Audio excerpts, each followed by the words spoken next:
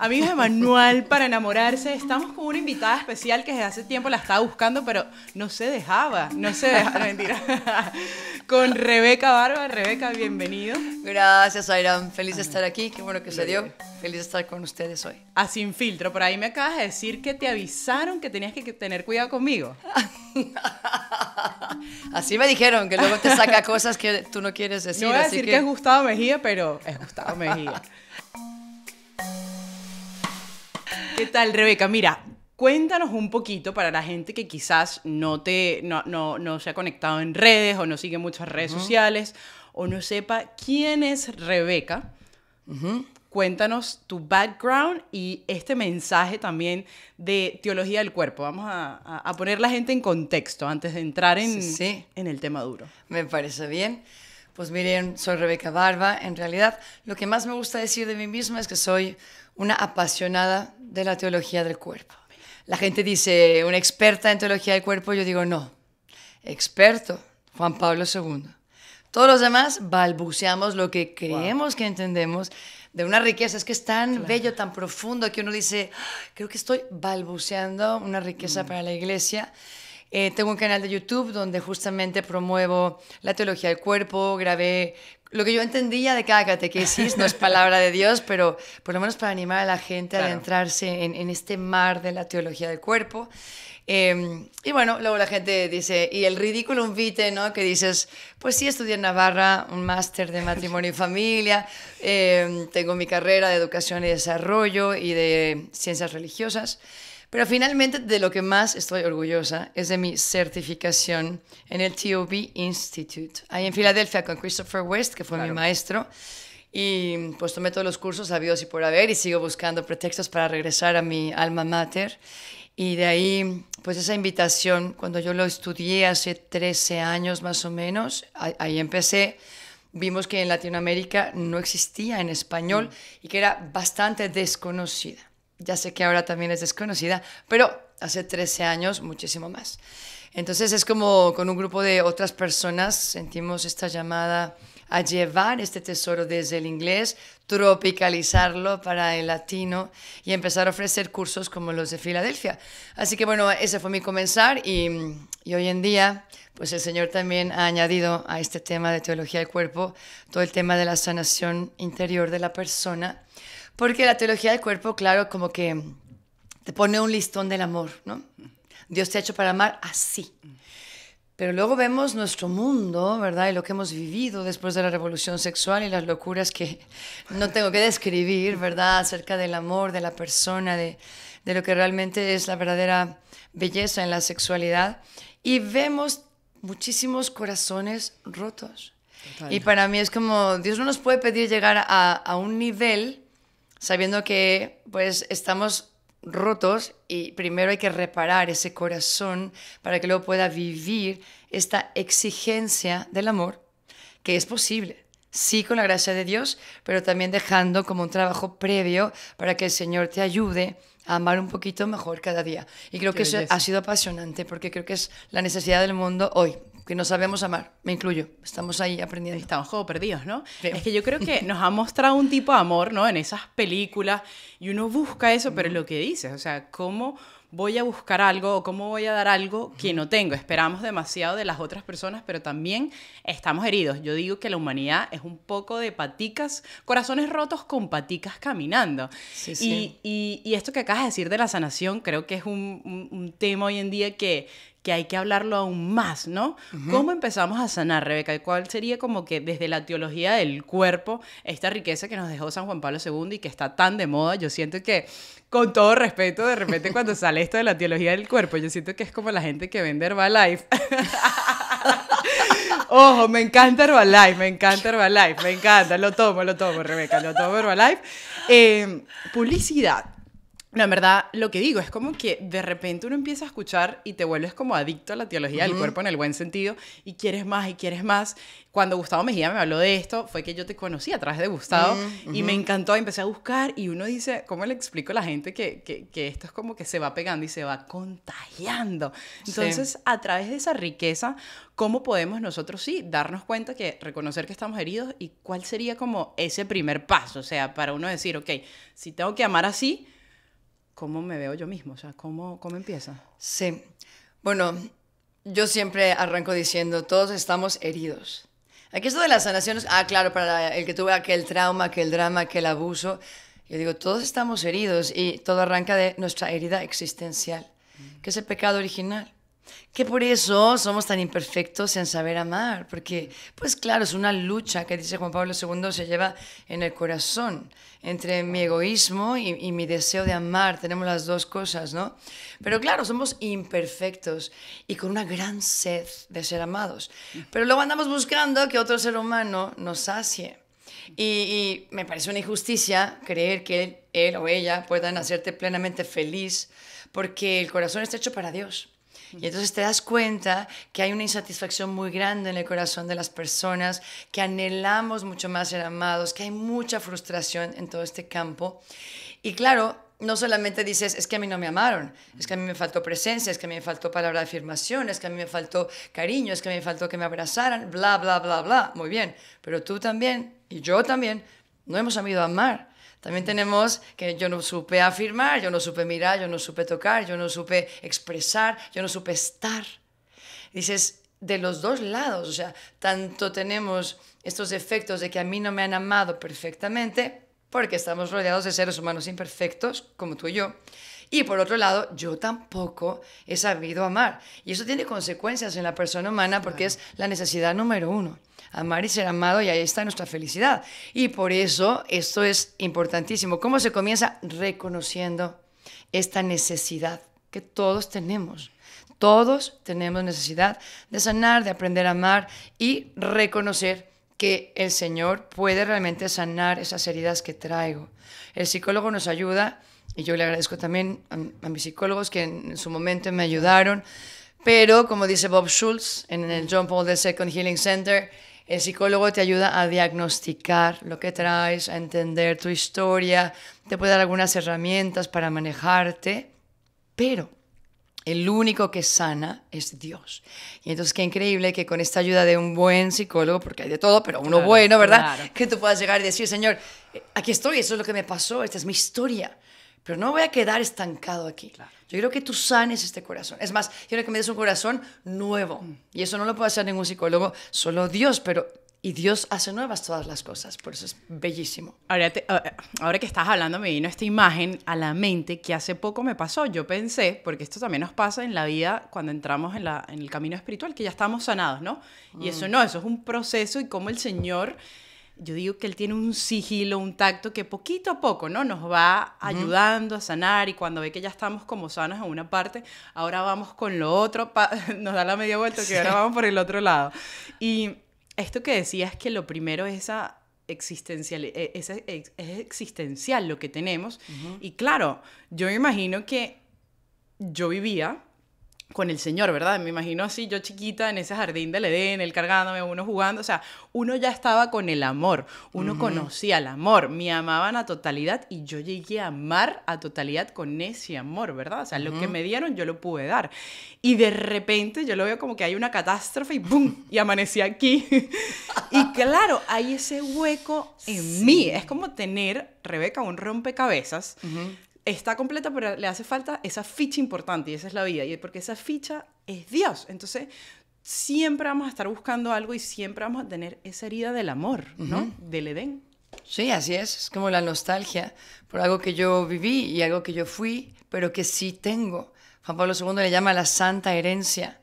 Y de hecho, hasta él dice, esa santa herencia de todo esto bueno, del amor que experimentamos, cuando nosotros allí fuimos amados, queridos, soñados en el seno mismo de la Trinidad. Y entonces hay como soy bueno. Y Juan Pablo II dice, esto, que es la santa herencia, pesa más que el pecado original. es súper fuerte, es muy revolucionario porque el mundo nos ha convencido de que no hay nada que hacer y que el pecado pesa demasiado y que esto es imposible y que siempre vas a caer y que nunca vas a ser santo. Eso te lo grita el mundo. Y Juan Pablo II dice, si recordáramos más, ¿no? Wow.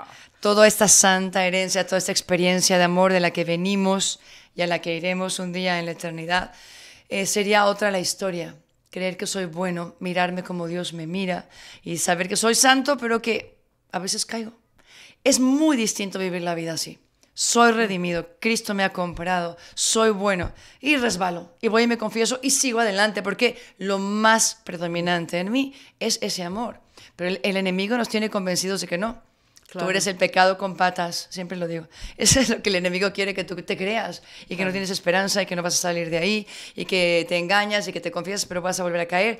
Pero a veces es porque no sabemos que no solo es confesar el pecado de mi falta, sino ¿cuál es la raíz de mi pecado? Y aquí viene todo el tema de sanación interior. Hace poco estaba en un congreso en Cali de sanación para mujeres y era muy interesante porque no lo había visto de esta manera, que nosotros pecamos, claro, porque estamos heridos y como la herida tiene mucha hambre, como yo, se retroalimenta y se va retroalimentando y retroalimentando. Entonces, pecamos es porque estamos heridos y como acabas de decir, o sea, vamos a ver dónde estamos heridos, porque ahí nos damos cuenta, porque el pecado al final ya es la consecuencia de lo que llegamos a hacer. Entonces, ¿cómo podemos, Rebeca, identificar? O sea, ya sabemos que el primero es existencial.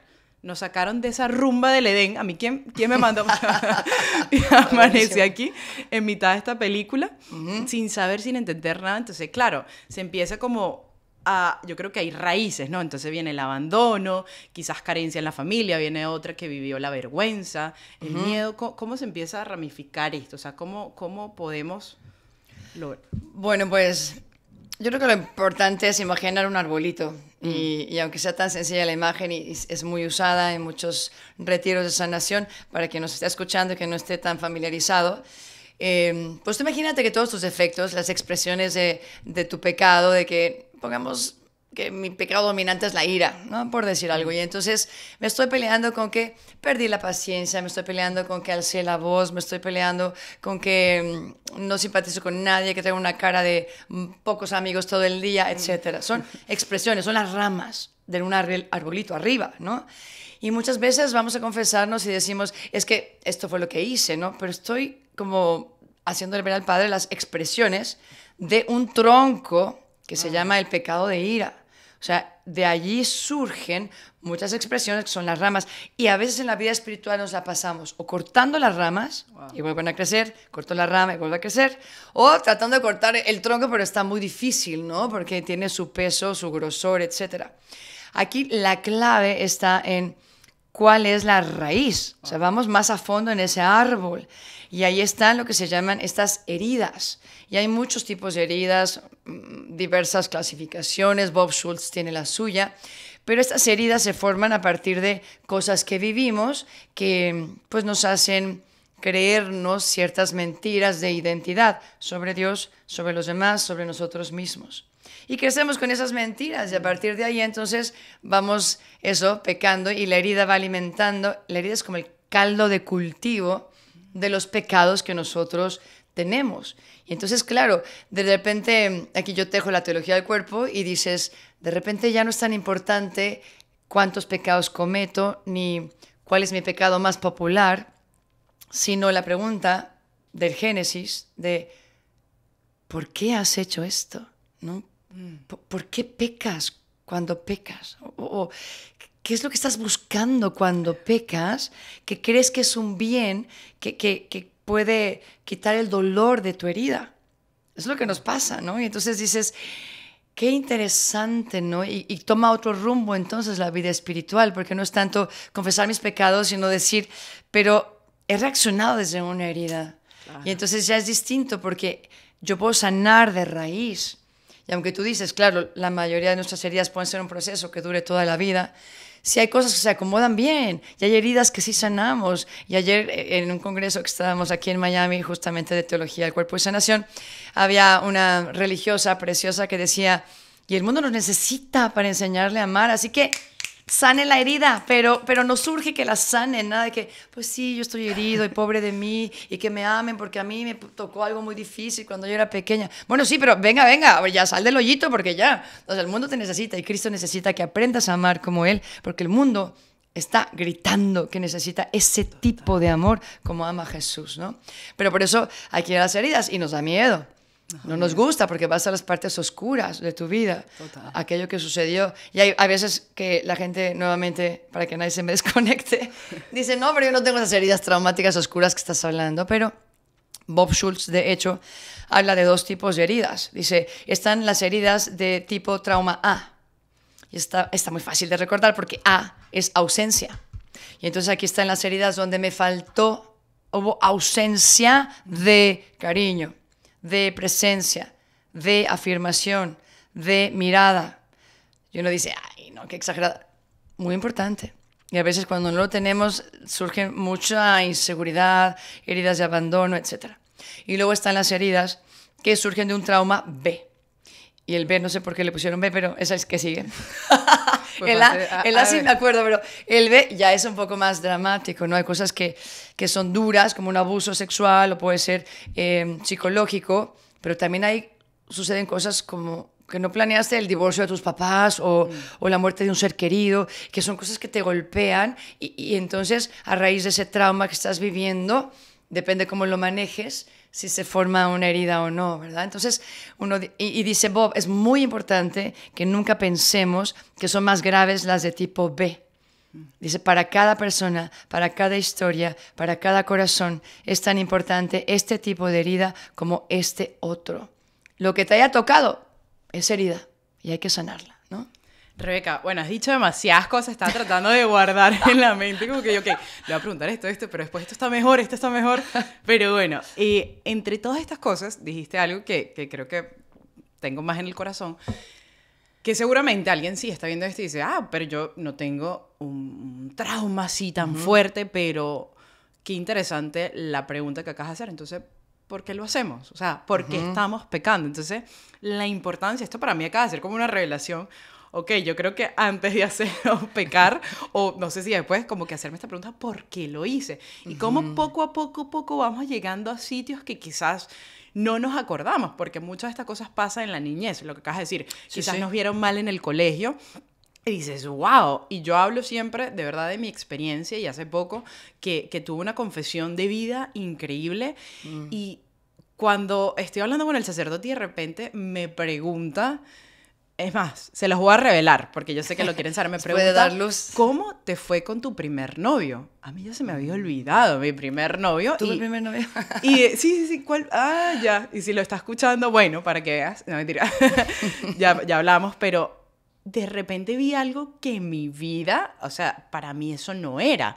Pero qué increíble esa pregunta de por qué yo lo hice. Y de repente regresé atrás y dije, claro, es que ahí había algo súper importante y eso detonó cantidad de cosas. Por eso, o sea, qué belleza es preguntarnos lo que tú acabas de decir.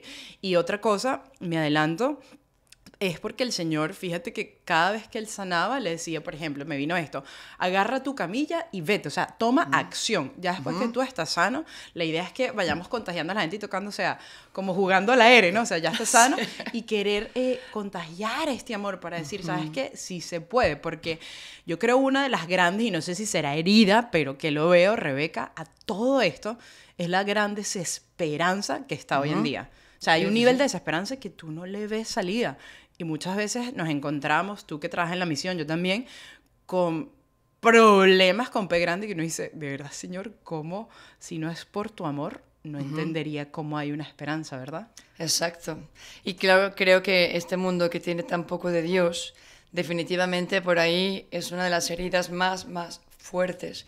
Yo estuve en... ¿Dónde estuve? Paraguay. Me invitaron a una misa de liberación. Una de las noches que estuve allí, no sé por qué me invitaron, ¿verdad? Pero yo dije, bueno, ok. Y yo, Señor, protégeme, por favor, aquí vamos. Porque el padre en su parroquia es famoso por eso, ¿no? Okay. Liberación y exorcismo. Y a mí me invitó a dar una charla justamente sobre pecado y heridas. Y yo, bueno, Virgencita, aquí voy en obediencia, lo que tú quieras, di la plática. Luego hicimos una oración muy bella de las renuncias, en voz alta, con el micrófono. Y cuando terminé, el padre dice, quiero que todos aquellos que tengan una herida de desesperanza pasen al frente, ¿no? Y la gente como que no se movía. Y luego dice, todos los que han perdido la esperanza de vivir, los que tienen un sinsentido, los que están sufriendo ansiedad, depresión, los que quisieran morir, los que han intentado suicidarse, el ángel de la muerte, y yo así de, como que nunca he visto como que el extremo de la desesperanza. Y en eso se para una señora, se puso la piel chinita de que se pone frente al Santísimo expuesto y detrás de ella otra y otra y otra. Y era una fila como de 20 personas de la parroquia. Y yo decía, o sea, me retumbaba, ¿no? El ángel de la muerte, o sea, el enemigo quiere que muramos en vida. Y como que eso es la desesperanza, cuando no tienes a Dios y entonces has abandonado tus propias fuerzas, obviamente, apaga y vámonos. Pero en esta labor es el Espíritu Santo el que viene a revelarte, el que viene a ir a tu paso, el que viene a sanar, el que viene a ayudarte a tener unos nuevos lentes para ver la vida. Y bueno, y ahora sí que entre paréntesis, ya no viene al caso el tema, pero termino la anécdota de la fila de esta gente. Y entonces el padre dice, pues para que, luego dice, pásenle porque quiero darles una bendición, ¿no? Ajá. Y en ese momento se viene la parroquia entera a poner la fila. Yo dije, el latino, ¿no? Como somos así de, no, a mí también que me toque el padre, sí. ¿no? Y entonces todos se ponen ahí en la fila, pero los primeros ya sabíamos que claro. eran los de intento de suicidio o desesperanza fuerte. Y entonces el padre, con su estola, iba bendiciendo a cada una de las personas. Y de repente bendijo a uno y empezó a gritar y a revolcarse, y yo así de, ven Espíritu Santo, ven Espíritu Santo. Cuando menos me di cuenta, yo estaba en la mitad de la parroquia, atrás, del miedo que me dio, así. Y era uno tras otro, y el padre con una paz.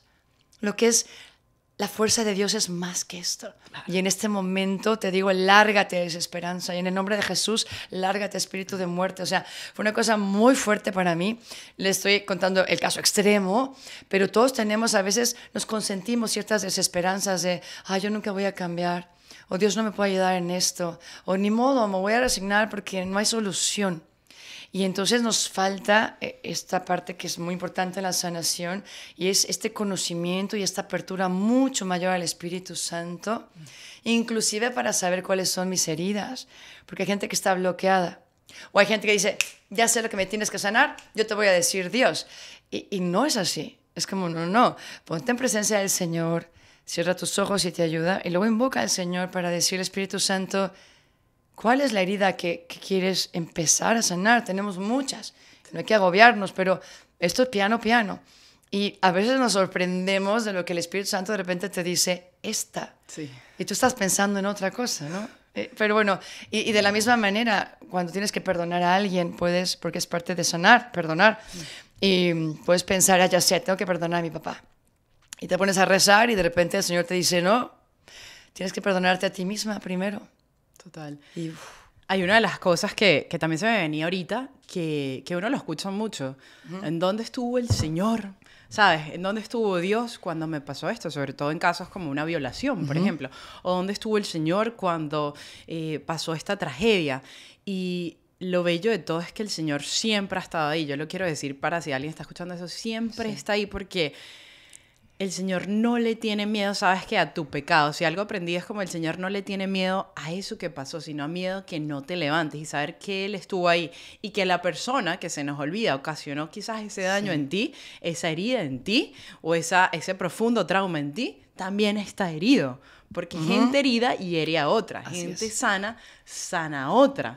Y es todo esto que ya a veces digo, señores, que claro, el barco ya está andando, y hemos herido por tantos años que nos parece como que imposible volver a ese principio, ¿no? Nos hemos creado estas máscaras, esta falta de identidad que acabas de decir, y es algo clave en la mujer. Siempre dicen que ya yo no voy a cambiar, ya yo tengo ese mal carácter. No, flaca, no tiene ese mal carácter. El mundo quiere que lo veas así, el demonio, que el Señor lo reprenda, quiere que veas que ya tú estás diseñada así, y se nos ha olvidado ver el rostro del principio de cómo éramos, cómo esa falta de identidad nos tiene tan perdidos y tan distorsionados, y eso es lo que lleva a la depresión y al suicidio, que es lo que quiere el demonio hoy en día, y que vemos una tasa de suicidio tan alta, es increíble. Sí, sí, sí. Y por eso aquí también vuelve a tejerse teología del cuerpo, porque, claro, la primera, no sé cuánto sepan ustedes del tema, pero, bueno, básicamente el gran tema de la primera parte de la teología del cuerpo, podríamos decir que es todo este tema de identidad, que es justo la crisis que tenemos en el mundo hoy, que se ha como que puesto de color hormiga por muchas ideologías en este momento. Pero contesta la teología del cuerpo a esa pregunta, ¿no? De quién soy. Y yo creo que la mayoría de nuestras heridas viene porque no tenemos la identidad fundante nuestra, que es justamente yo soy un hijo amado. Y eso no cambia si me porto mejor o si me he portado mal. El ser hijo amado, como es una identidad que el Señor ha querido que tengamos, un amor que no cambia, es como el ancla que cae por su propio peso hasta el fondo del mar, aunque en la superficie tengas tormentas y circunstancias o tu propia vida subiendo y bajando en pecado y no pecado, no cambia. Y el enemigo lo sabe, entonces siempre anda susurrándonos, tú no eres digno, tú quién te crees, tú vas a volver a caer. Yo que tú ni me acercaba. ¿Con qué cara te acercas a Dios? En vez de decir, te callas, aléjate de mí, Satanás, como decía el Señor el domingo pasado, sí, ¿verdad? Sí. Y me acerco como el hijo pródigo. Y digo, nadie como tú, perdóname, Señor, pero de verdad voy a ser tu siervo. Y como el Padre lo cubre de besos y lo abraza y lo reinstala en lo que en su corazón siempre ha sido él, el hijo amado, a pesar de que se fue, a pesar de que hizo locuras, a pesar de que le jugó horrible, a pesar de que le dijo, prefiero que te mueras con tal de que tenga tu dinero. Básicamente eso es el hijo pródigo y somos cada uno de nosotros, pero esa identidad fundante, si le encaramos más el diente de que soy amado, profundamente amado por Dios, no por las personas, ahí sí fallamos. Y ahí es donde, cuando el mundo no tiene a Dios, claro, obviamente está fallando tu papá, tu mamá, tu hermano, tu novio, tu amigo, y entonces dices, pues sí, apaga y vámonos. Pero cuando tienes a un Dios que dice, yo soy el mejor novio, y yo soy el mejor hermano, y yo soy la mejor mamá, el mejor papá, yo sí no fallo. Ahí es donde nos vamos de boca. O sea, es como, sí, señora, cáchame. O sea, en tus brazos sí puedo seguir. O sea, rendirme, decir yo ya no puedo. Mis familiares, mis amigos, mis seres humanos que me rodean tampoco me lo dieron. Pero me abro porque tú eres mi esperanza. ¿A quién iría, Señor, si solo tú tienes palabras de vida eterna? ¿No? Rebeca, y por ejemplo, ¿cómo saber? Yo sé que seguramente hay alguien que está escuchando esto y dice, sí, ok, chévere, yo soy hija amada de Dios, pero una cosa, o sea, para sentirlo, ¿verdad? Y sentirte plenamente hijo amada de Dios, porque quizás dirán, bueno, ustedes ya han vivido alguna experiencia y sienten, pero ¿cómo sentirlo con todo y saber de que sí, soy hijo amado y creerte lo que el ADN de Dios corre por tus venas? Sí, mira, yo creo que no es de enciclopedia ni de voluntarismo. Yo me lo voy a creer, soy hijo y amado. De hecho, mira, yo viví con la certeza de ser amada sin sentirlo 25 años de mi vida consagrada. O sea, mi primera experiencia sensible del amor de Dios llega en teología del cuerpo. O sea, para mí era como, la fe no se siente, aquí estoy por certeza, el Señor cuenta conmigo, los sentimientos van y vienen, como mi espiritualidad hasta ese momento era como muy austera. Y pues sí, invocaba mucho al Espíritu Santo, pero jamás esperaba que se manifestara como, no sé, quizá era soberbia nuestra institucional de yo no necesito eso, ¿no? Ya estoy aquí casi que en las áreas de santidad más elevada donde no necesitamos sentir a Dios, ¿no? ¿Y cuál? De repente yo me reconozco como alguien que ha tenido Dios encerrado y que no le he dejado entrar en mi vida, irrumpir con esa cascada de amor que no sabes qué hacer con ella.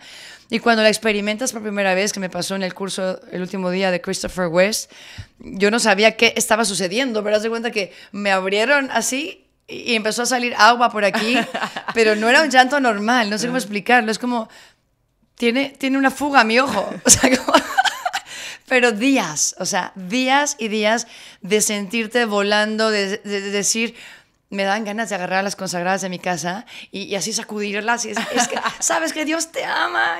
Y así, no lo hice, ¿verdad? Porque dije, no, van a pensar que estoy loca. Pero es algo que te sobrecoge, que no sabes explicar.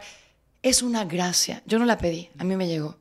Pero uno la puede pedir. Porque el Evangelio dice, pedid y se os dará, buscad y hallaréis. ¿Y qué fue esa palabra en sí que te cuajó en el corazón? Para mí fue la de estoy a la puerta y llamo. Palabras más, palabras menos, encajado en todo el tema del cantar de los cantares, y yo como consagrada me di cuenta que pues había vivido como una burócrata en la vida consagrada un poquito. Sí muy apóstol, sí haciendo muchas cosas por Dios, sí cumpliendo con mi deber, pero yo no estaba amando como esposa de Cristo. O sea, Cristo era mi amigo, al que quería y tal, pero dejarle entrar como el amor de la vida, como que no pensé que era posible. Y de repente, en un segundo, viéndole al sagrario, él como que me grita y me dice, Rebeca, yo soy ese amor, yo soy ese esposo, y me tienes en la puerta tiritando de frío sin abrirme hace 25 años. No, en ese momento te rompes llorando. O sea, ¿qué estaba haciendo? Es un balde de agua fría para alguien que ha estado consagrado por tanto tiempo. Y en el momento que en ese segundo, claro, espiritualmente, en tu oración, no es que se me apareció nadie ni nada, es algo que el Señor permite con tus propios pensamientos y lo veo. Y como que salí yo hacia atrás de mi alma a abrir la puerta y le dije, Señor, entra. O sea, ¿cómo no te voy a dejar entrar? O sea, entra, pero es algo muy profundo de hacerte mujer, es algo profundo de entra y llena todos los anhelos que traigo de ser amada como esposa o sea, es como te sobrepasa, ¿no? Y entonces, sí, yo creo que experimenté esto semanas, o sea, dije, qué bonito retiro, me va a durar el fervor 3 días a ver cuándo se acaba. O 2 semanas, y yo, no, wow, este sí fue un buen retiro, llevo 2 semanas sintiendo esta consolación que en mi vida. Y luego 1 mes, y luego 2 meses, y ya me puse nerviosa, y yo con mi directora espiritual, ¿qué hago con tanta consolación de Dios? O sea, no entiendo, o sea, porque no estaba acostumbrada. Me acuerdo que como buena española me dijo, mira, cuando uvas, decía Santa Teresa. Y yo, bueno, empácale. Y yo, ok, o sea, como ponlo en la mochila, que no sabes cuándo esto va a terminar. Y sí, a los 3 meses, me acuerdo perfecto, el día que nos íbamos de misiones, que me cuestan muchísimo. Entonces yo me quedé para besar mi cama porque ya me iba de misiones. Pero esta sensación, te lo juro, días antes era como me dormía y me despertaba como para sentir, experimentar que ahí estaba. Y sabía que ahí estaba y ya me volví a dormir tranquila, ¿no? Y esa mañana sentí que esa experiencia sensible de su amor se había ido. Pero a la vez me dejaba con la certeza de Rebe, quizás nunca me vuelvas a experimentar así, pero siempre soy así y siempre estoy contigo y siempre te amo aunque no me sientas, ¿no? Qué belleza. Pero bueno, no sé si ayuda. No, o sea, yo estoy aquí que lloro, ella también, queremos llorar. Sabes que ayer, Rebeca, vi una película del mundo cualquiera, sí, pero me encantó esto que acabas de compartir, porque en la película, este hombre, él quería como que enamorarse, ¿no? Intentaba enamorarse, pero era un amor muy frío. Y este hombre se encuentra con Celine Dion y le dice el hombre a Celine Dion, yo entiendo bien tus letras, pero son como demasiada locura. Y entonces Celine se voltea y le dice, es que tú nunca has amado, porque el que ama empezará a hacer locuras y te darás cuenta que estás enamorado cuando no pares de hacer locura. Y es lo que te pasó, que te convertiste en esta locura de la teología del cuerpo. Porque la gente me dice, ¿pero por qué te dedicaste ya solo a eso? Y yo, ¿cómo no voy a dedicar a lo que cambió mi vida 360 grados? ¿Cómo no te vas a dedicar a eso que dio vida a tu vida? Y dice, si lo hizo conmigo, el Señor lo puede hacer con toda persona, ¿no? Claro. Y entonces ahí es donde entra el sentido de la vida, el sentido de la misión, como una segunda vocación. O sea, sí soy consagrada, pero luego en un llamado muy específico a la misión. Y recuerdo que hasta mi comunidad me ayudó, que me decían, mira, Rebeca, hoy en día hay tanto influencer que habla tanto de la vida espiritual, la vida católica. Tú no hables de eso, ni de los santitos, ni de rezar, ni nada de eso, porque hay demasiado. Tú habla de tu tema. Teología del cuerpo, no más. Y yo, wow, me acuerdo que arrancando yo decía, tengo un tema específico, como que ni cuenta te das de dónde Dios te ha ido llevando, moldeando tu vida, hasta que llegas a un momento, empiezas como una cosa chiquita, casera, y de repente Dios te lo va elevando, y de repente llegas a donde el Señor me está poniendo ahora, y digo, ¿por qué no es mío? porque no me pertenece. Porque el mundo hambrea este mensaje. De hecho, el otro día un sacerdote en la homilía dijo, la teología del cuerpo ha llegado para preparar a los hombres a la segunda venida de Cristo. Wow. Y me puse a llorar. Y yo así de, tan grande es mi misión. O sea, no soy la única, obviamente, pero dije, claro, si todo el mundo conociera este mensaje, su corazón estaría preparado y diría con ganas y alegría y entusiasmo y no con miedo, ven Señor Jesús, o sea, ven Señor Jesús, ¿no? Rebeca, estamos ya un poco al final, me encantaría, pero nos queda, me queda 10 minutos más. Y ya que hemos llegado a esta parte donde acabas de mencionar de nuevo esa teología del cuerpo, yo he trabajado con Gustavo haciendo videos, no he profundizado tanto, pero sí he aprendido. Yo soy como esa persona que aprendió inglés callejero, igual, teología del cuerpo callejera, sin estudiar, pero me ha gustado mucho porque yo siento que uno empieza a comprender el amor de Dios y los misterios desde otro punto de vista, sí. ¿Nos puedes compartir un poco eso? O sea, como ciertos puntos de teología del cuerpo para que la gente quizás acá se vuelva a enganchar y tenga ese deseo de querer buscar y de saber que sí hay esperanza y sí hay una solución y sí hay algo. Sí. Bueno, es una pregunta muy difícil porque realmente la teología del cuerpo está llena de principios o de hitos, indicadores que dan una nueva luz.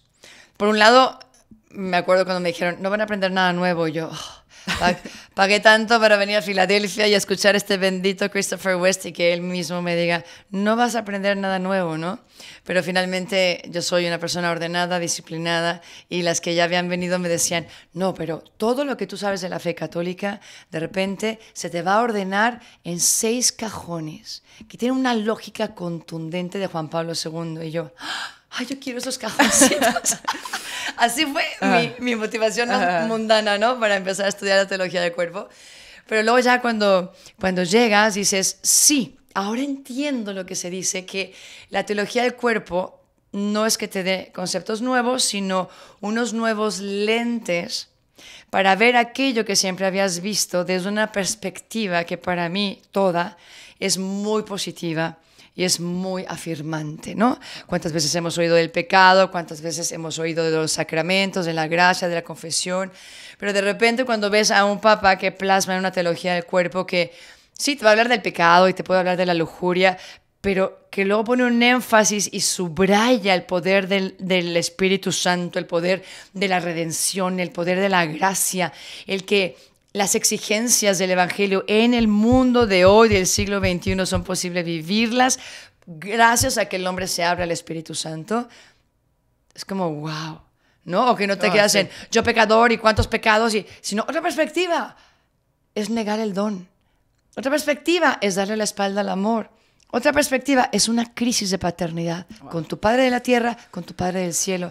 Y entonces dices, wow, yo quiero vivir esta vida cristiana, ¿no? Como que ¿cómo cambiar el lenguaje, las preguntas? Sí, y la perspectiva y como crecer, que no sea una religión de tengo que ir a misa y se acabó, sino como que surge la religión como lo que debe ser, ¿no? Relacionarme, la relación de amor con el Señor, que ya no es que debo de ir a misa, sino quieres ir todos los días a misa porque quieres recibir al Señor, porque quieres tener la intimidad con Él, porque sabes qué es lo que te sostiene, lo que te llena, el manantial de amor, porque la gotita de agua que te da otro ser humano no sacia este amor que tú traes aquí ardiendo, ¿no? Y finalmente te da como un camino más concreto para saber cómo vivir esta vocación al amor, que es para todos. Para el divorciado, para el separado, para el soltero, para el casado, para la religiosa, para la confundida. Tú tienes una vocación al amor, un llamado al amor, ahí donde estás plantado. Y entonces te da mucha esperanza decir, entonces no solamente los buenos, los padrecitos, las monjitas o quien está bien casado. La vida da muchas vueltas, pero ahí donde estás. El Señor quiere que aprendas a amarle a Él con todo el corazón, que Él sea el esposo de la vida, que te llene completamente. Y de ahí, donde estés, dedicarte a amar. Que el amor no solamente es casarte, que a veces el mundo lo idolatriza demasiado. Total. Y que es bello, ¿eh? El matrimonio es bellísimo y vamos, Juan Pablo II le dedica todo un ciclo en la catequesis.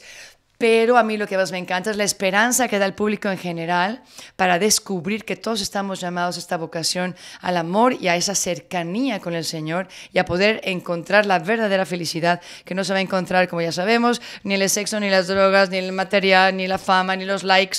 Está en encontrarse con una relación de alguien muy personal, muy cercano y que por amor a Él dice, Señor, nademos contracorriente, ¿no? Y hagamos que este mundo que está tan oscuro tenga un poquito más de luz. Y como tú dices en muchos de tus podcasts, Rebeca, bueno, y gran parte de la gente que trabaja en la teología del cuerpo, que fuimos creados para más. Y yo, cuando estaba en mi proceso de esa búsqueda insaciable, yo no pensaba, fui creada para más, pero sí algo muy adentro de mí decía, tiene que haber algo más, Airán, tiene que haber, porque quizás yo no tenía las mejores notas y no iba a tener el trabajo y se complicó muchas cosas, entonces yo decía, that's it, esto es todo. No, tiene que haber algo mucho más grande, algo que, o sea, nosotros no fuimos creados como para morirnos tan rápido, pensaba yo, pero en aquel entonces no conocía al Señor, y cuando todo esto se conecta, uno entiende que hay algo más, hay algo a lo que fuimos llamados, y yo digo, es volver a ese jardín, a ese Edén, y desde tu punto de vista, desde tu vocación, desde lo que hagas, desde si yo hago videos, el otro es profesor, hacerlo con amor para poder santificarnos, porque todos estamos llamados a esa vida santa, a esa vida eterna que yo creo que hoy en día ya no se habla. Hablamos puro de esta vida y el éxito en esta vida, pero ¿y la otra vida qué?